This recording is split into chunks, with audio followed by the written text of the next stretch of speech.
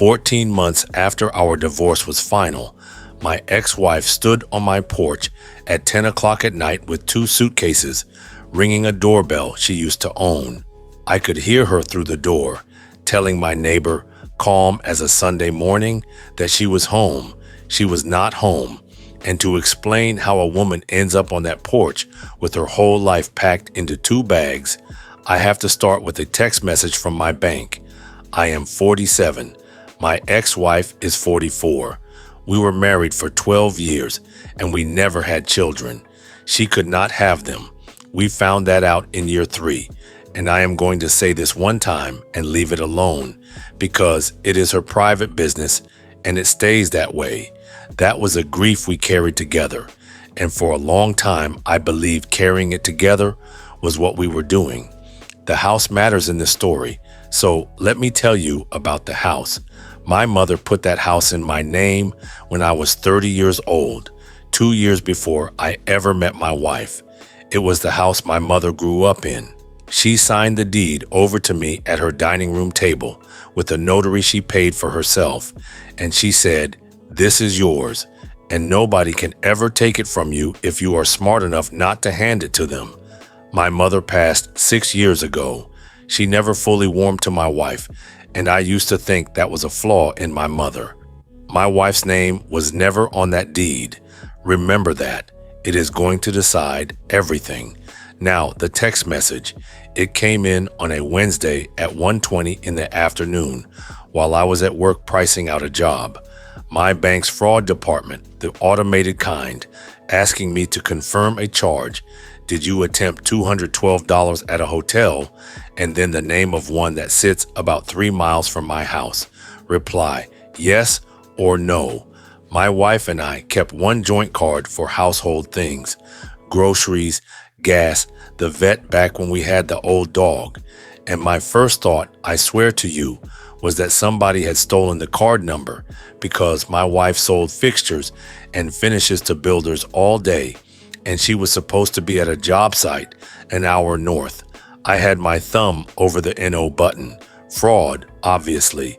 And then something in the back of my head, something that must have been adding it up for months without telling me, said, 3 miles from your house on a work day.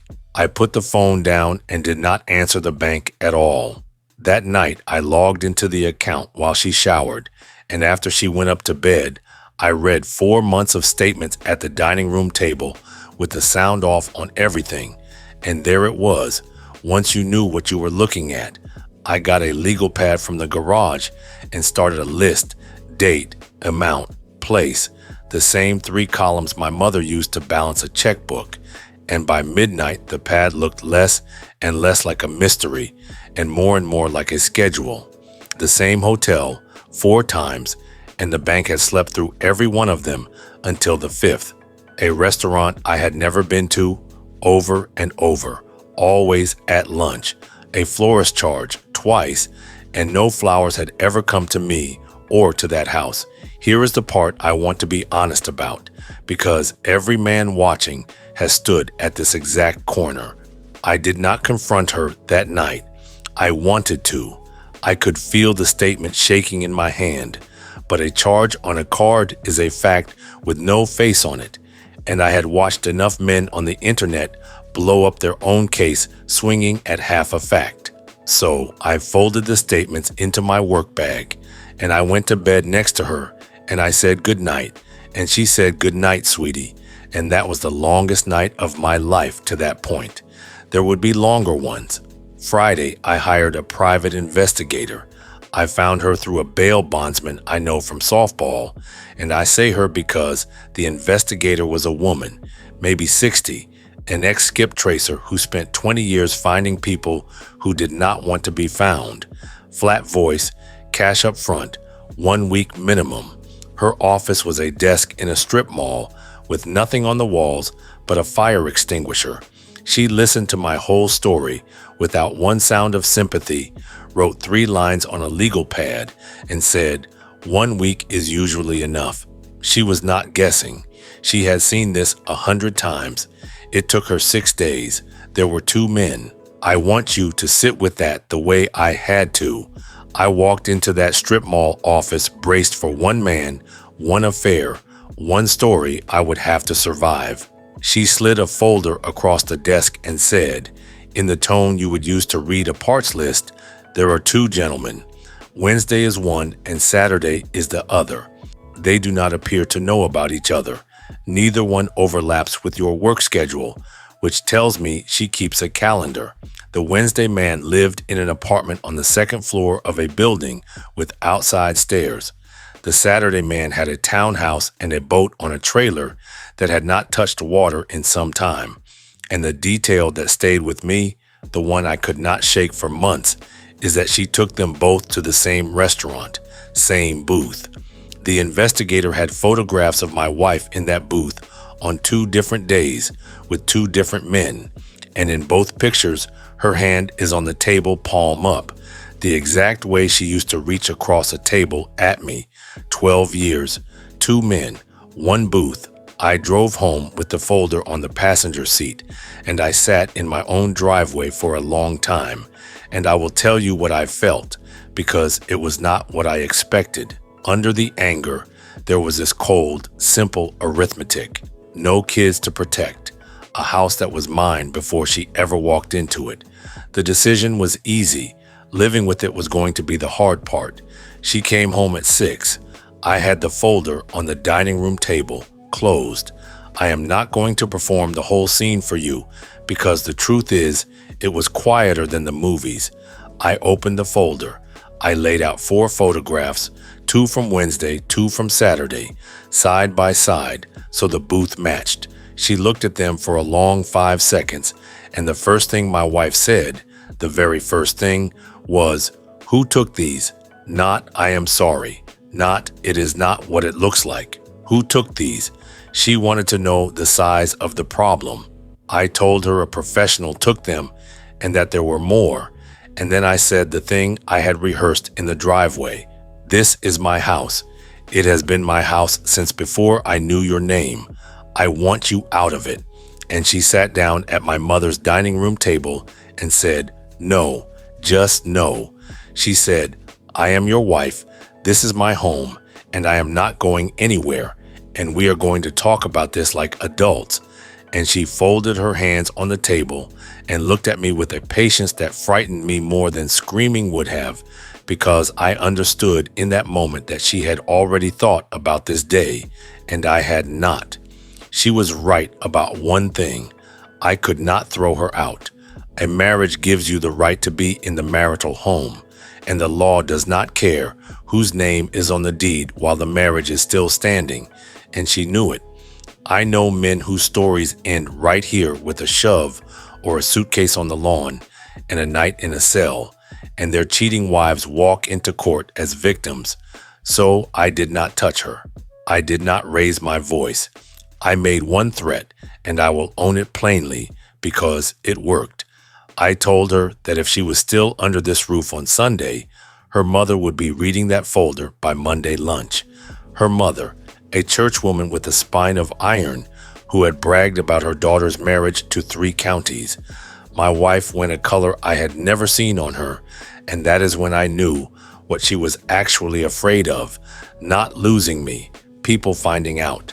She packed on Saturday morning and moved in with her mother, which I did not plan and could not have planned, and told her mother, and this I would learn much later from her sister, that it was a rough patch, that I had a temper, that she needed space. She moved into the house of the one woman I had promised to show the folder to, and she sat at that woman's table every night for months, lying to her face. Keep that in mind for later. The porch night makes more sense if you keep that in mind. I filed for divorce 9 days after she left. My attorney was a tired, careful man who looked at the folder for a long time and then looked at the deed even longer, and he said, "The house is not in play. It was a completed gift to you before the marriage. It stayed in your name. You never refinanced her onto anything. You never put her on the deed. She can ask. Asking is free, but the house is not in play." Then he tapped the folder and said, "This helps everything else." She contested it. Of course she contested it. Her lawyer came in asking for spousal support and what he called her equitable interest in the home. My attorney answered with the deed, the dates, and a copy of the folder.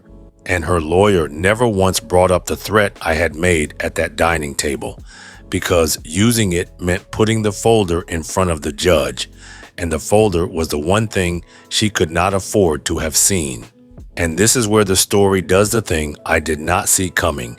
And if you take one practical thing from this video, let it be this next part. The judge ordered us into counseling. I am not joking. I stood there with photographs of my wife and two separate men in the same restaurant booth. The judge, an older man with reading glasses, pushed down his nose, looked at both tables, and said that in his courtroom, a marriage of 12 years gets one honest attempt at repair before he unwinds it. 30 days of marital counseling, both parties to attend, and we would come back and see him after. My side of the courtroom went quiet. Her side lit up. She turned to me and gave me a small smile that her lawyer clearly told her to practice, the reconciliation smile, and I felt the floor tilt because I understood the play instantly. 30 days to perform the loyal wife. 30 days to rewrite the folder as an ambush by a paranoid husband. 30 days is a long time on a stage. In the hallway, my attorney said, "Do not fight the order. He does this with every long marriage. It is practically his signature. Go anyway. Sit in the chair. Be polite. Judges remember who followed instructions." I did him one better, and it is the smartest thing I did in the whole war. From the courthouse parking lot, I called the investigator back. She answered on the second ring. I said, "Same rate?" She said, "Same rate." I said, 30 more days. She said, "And there it is," which from her was an entire conversation. So we went to counseling, my wife and I, a soft-spoken counselor with a sand garden on the table between us, Monday evenings. And my wife was magnificent, and I am not being sarcastic. She cried in the right places. She held my hand on the couch. She talked about the pressure of the years and the grief we had carried and how we had stopped seeing each other. And some of it was even true, which is what made it work on the room. For 4 Mondays, I sat next to a woman auditioning for the part of my wife, and I nodded, and I said my lines, and I was polite, exactly as instructed. The 3rd Monday broke me a little, I will admit that. The counselor said a photograph exercise, bring a picture of a happy day, and my wife brought our anniversary dinner from 2 years back and told the room how safe she felt that night. I checked the legal pad when I got home. That anniversary week had a hotel charge in it. She picked a happy day with a receipt attached, and she did not even know she had done it. And every Wednesday, while I was being polite, she drove to the apartment with the outside stairs. The investigator's second folder was thinner than the first because it only needed to say one thing. Week 1 of counseling, Wednesday, 4:15 in the afternoon. Her car, his stairs, time-stamped. Week 2, same. Week 3, same. And that week, the photograph caught them both on the landing, and he is carrying takeout from the restaurant, the Booth restaurant. Week 4, same. The Saturday man was gone by then, by the way, not because of guilt. The investigator, being thorough at no extra charge, noted that the Saturday man had a new woman on the boat that never touched water. My wife was down to one man and a marriage counselor. 30 days after the order, we stood in front of the same judge. Her lawyer went first and told the court the counseling was working, really working, Your Honor. And my wife wore a soft pink sweater, the kind you wear to church, and nodded along. The judge looked over his glasses at my attorney and asked if we saw it the same way.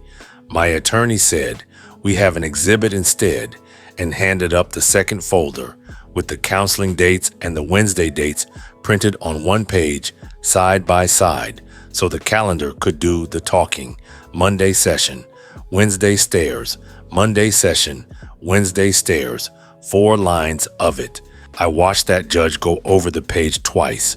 Then he took his glasses off, folded them, and looked at my wife for what felt like a full minute. And he said, "Counseling is concluded."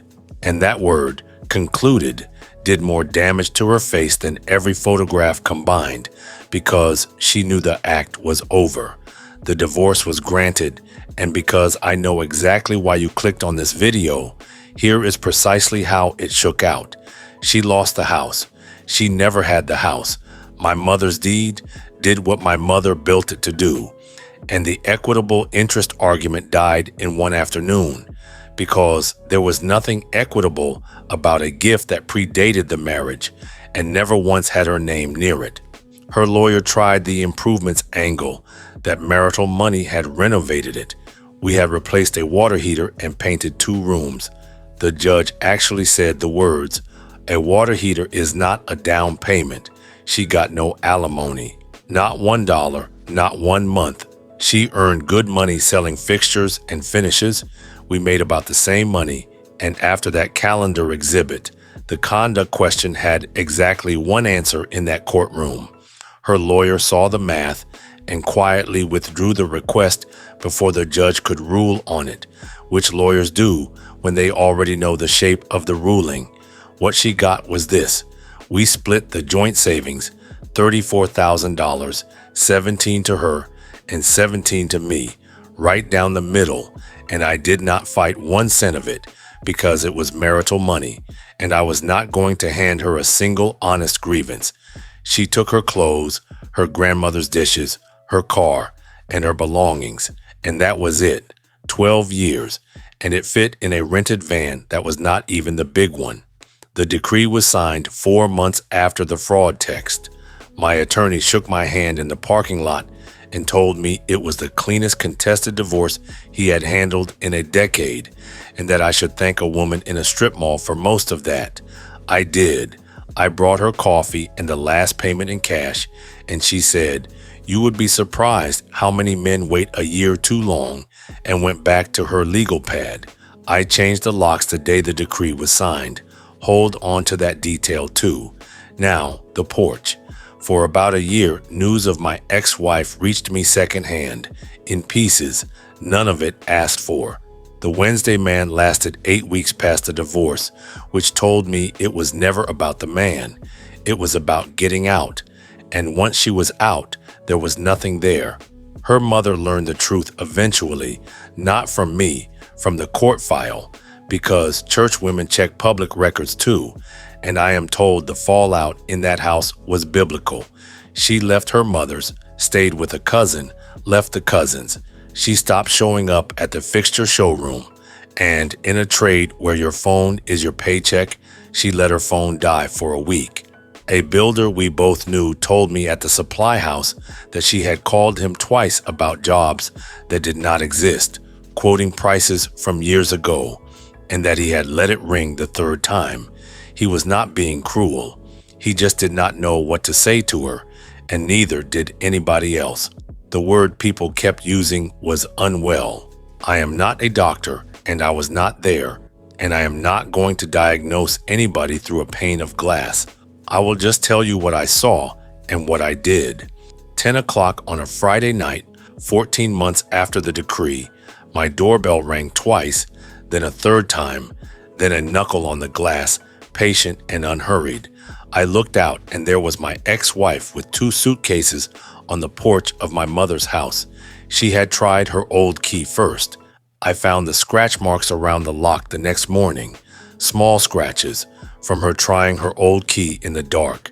I did not open the door. I want that on the record.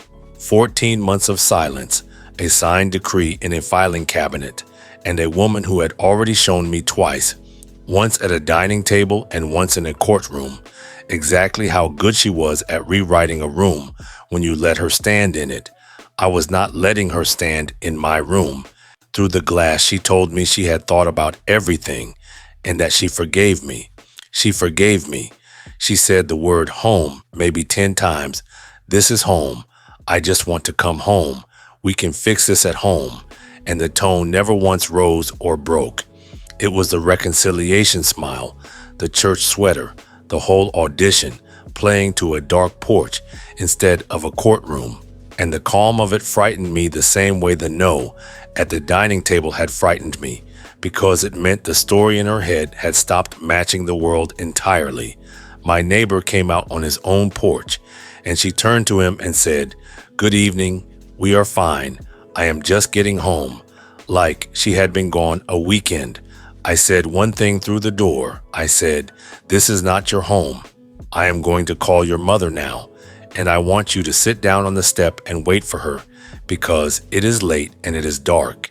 And then, standing in my own hallway with my forehead against the door frame, I called the mother of the woman I used to be married to at 10:30 at night for the last time in my life. Her mother came with her sister. It took 19 minutes, and I watched through the glass the whole 19, because whatever she was that night, she was a human being alone on a dark porch, and my mother did not raise a man who looks away from that. There was no scene. Her sister took the suitcases. Her mother took her arm. At the bottom step, my ex-wife turned around and looked at the house, not at me, at the house, long and steady, certain it still belonged to her. Then they drove off, and the porch light timed itself out, and that was the last time she ever stood on my mother's property. I heard, months later, that her family finally got her some real help, the kind with appointments, and I hope that is true, and I mean that. You can want a person held accountable and still want them well. I can want both at the same time, and I do. The savings account she took her half of is a fishing boat now, a small one, nothing like the Saturday Man's Yard ornament, and it touches water every single month. The locks have never been changed again, because they have never needed to be. And my mother's dining room table, the one where a notary made me untouchable at 30, the one where my wife folded her hands and told me no, is still sitting exactly where it has always been. No listing agreement will ever be signed at that table, because that house is not for sale, and it is not for sharing. And the deed still says exactly what it said the day my mother slid it across to me. This is yours. Nobody can take it from you if you are smart enough not to hand it to them. I was smart enough. It cost me 12 years to find out, but I was smart enough. See you in the next one.